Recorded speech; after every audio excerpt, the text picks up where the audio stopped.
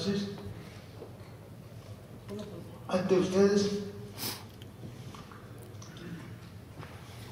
una maravilla de la naturaleza. Sí, evidentemente lo digo por mí en particular, que está visto que a mí me faltan todos los tornillos que me pueden faltar. Yo no paso la ITV ni cambiando las ruedas.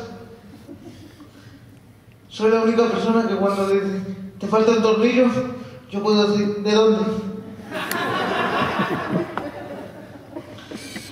Pero no, lo decía en cuanto a ser humano, porque a vosotros también os habrán contado este rollo de el ser humano es la máquina más perfecta de la naturaleza. Ah, muy interesante. ¿Cuál es la última alegría que le habéis dado a vuestra madre? Creo que debió ser cuando llamaron y dijeron que se había tocado un apartamento multipropiedad en la Manga del Mar Menor, más o menos.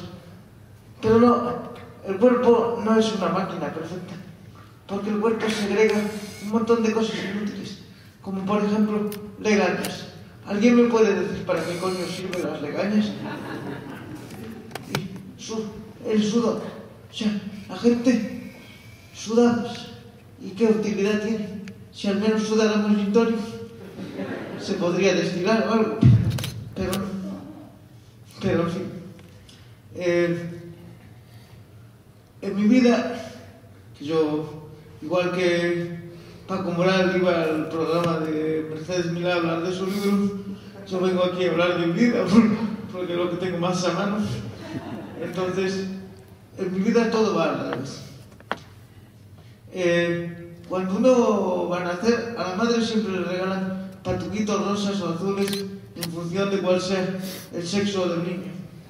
Me pregunto qué le regalaron a la madre de Felete. A mi madre, sin embargo, le regalaron un ataúd blanco, como todo el mundo decía que iba para el mar.